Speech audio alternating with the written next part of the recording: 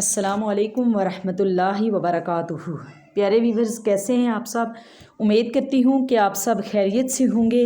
اللہ پاک آپ سب کو اپنے حفظ و امان میں رکھے، آپ کی دلی مرادیں پوری کرے اور آپ کو بیماریوں سے محفوظ رکھے۔ آپ کی جو بھی مشکلات ہیں اللہ تعالیٰ ان کو اپنے قدرت کاملہ سے آپ کی وہ مشکلات میں آسانی فرمائے۔ ایک اسلامی بہن کا سوال آیا تھا کہ آپ نے یہ نہیں بتایا کہ عورت کو پردہ کہاں سے کہاں تک کرنا ہے۔ تو عورت کو سارا بدن سر سے لے کر پاؤں تک چھپائے رکھنے کا حکم اللہ رب العزت نے قرآن پاک میں دیا ہے کہ غیر محرم کے سامنے عورت کا جسم کا کھولنا درست نہیں۔ البتہ بوڑھی عورت جو ہے، جو تقریباً 40-50 سال سے اوپر ہیں، وہ صرف منہ اور ہتھیلی اور ٹخنے سے نیچے پاؤں تک کھولنا درست ہے، اور باقی بدن کا کھولنا کسی طرح بھی ان کے لیے درست نہیں ہے۔ اچھا، اللہ رب العزت نے جب پردے کے بارے میں احکام نازل ہوئے تو عائشہ رضی اللہ تعالی عنہ کی روایات میں یہ آتا ہے کہ بڑی چادر اپنے بدن پر لیتی تھی اور اپنے چہرے کو ڈھانپتی تھی۔ میرا کہنا یہ ہے کہ اگر عورت نے شلوار اور قمیض ایسی پہنی ہے کہ جس سے جسامت واضح نہیں، نہ ہی تو وہ زیادہ تنگ ہے اور نہ ہی ٹائٹ ہے اور کھلی ہے، بلکہ جسم کے لیے کوئی جسم اس سے واضح نہیں ہو رہا، تو وہ درست ہے۔ لیکن آج کل ہم عورتوں کو یہ چاہیے کہ ہم جب باہر نکلیں برقعے پہنیں۔ آج کل کی میں آپ کو نہیں کہہ رہی، بلکہ جو ہماری اسلامی بہنیں ہیں، بیٹیاں ہیں، اتنے تنگ برقع عبایا وہ استعمال کرتی ہیں اور جسٹ اوپر سٹالر کرتی ہیں، جس سے سارا جسم واضح ہو رہا ہوتا ہے۔ جو اللہ رب العزت نے ہمیں چھپانے کا حکم دیا ہے، جس سے مرد فتنے میں ملوث ہوتا ہے، وہ عورتیں دکھا رہی ہوتی ہیں سرے عام بازاروں میں۔ تو میری اللہ سے یہی دعا ہے کہ اللہ تعالیٰ تمام امت مسلمہ کی عورتوں کو جسم ڈھانپنے کی توفیق دے۔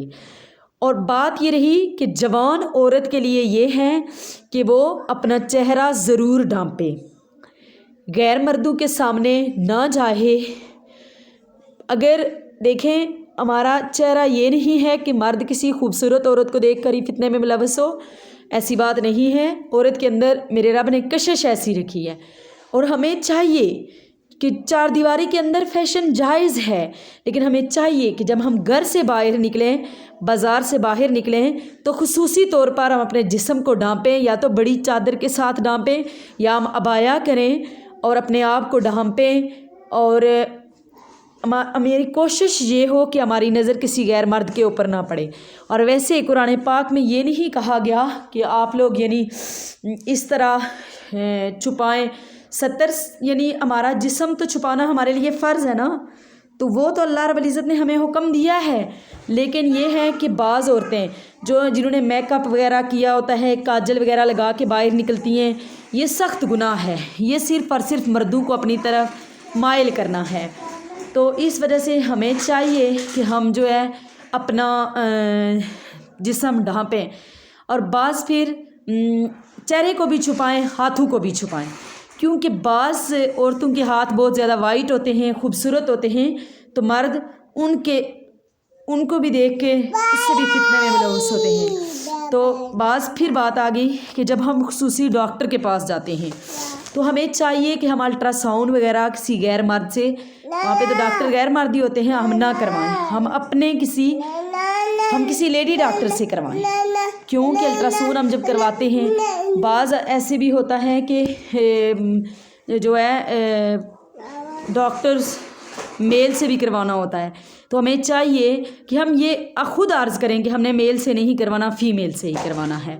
تو اللہ رب العزت ہم سب کو پردے کی توفیق دے۔ اور یہ سچ ہے کہ چہرہ بھی چھپانا ہے اور ہاتھ بھی چھپانے ہیں، اپنے آپ کو مکمل ڈھانپنا ہے، مکمل ڈھانپ کر باہر نکلنا ہے۔ اور بعض لوگ کہتے ہیں کہ انما الاعمال بالنیات، ٹھیک ہے جی، انما الاعمال بالنیات، اگر میں نے لباس ایسا پہنا ہے کہ وہ ٹائٹ ہے، میں نے جینز پہنی ہے، اوپر شرٹ پہنی ہے، تو میں کہتی ہوں کہ انما الاعمال بالنیات، سارے اعمال کا دار و مدار نیتوں پر ہے، میں نے کسی کے لیے نہیں پہنی۔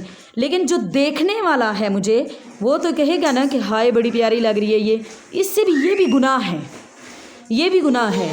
اس لیے ہمیں چاہیے کہ ہم یا تو کھلا عبایا پہنیں یا اپنے آپ کو مکمل چادر کے ساتھ ڈھانپیں۔ تو اللہ تعالیٰ ہم سب کو پردے کی توفیق نصیب فرمائے، آپ کو بھی اور مجھے بھی۔ تو اللہ تعالیٰ ہماری تمام امت مسلمہ کی، عورتوں کو، بیٹیوں کو، اللہ تعالیٰ سب کو پردہ کی توفیق نصیب فرمائے، اپنے جسم کو ڈھانپنے کی توفیق نصیب فرمائے، آمین ثم آمین۔ وآخر دعوانا والحمد للہ رب العالمین۔ السلام علیکم ورحمۃ اللہ وبرکاتہ۔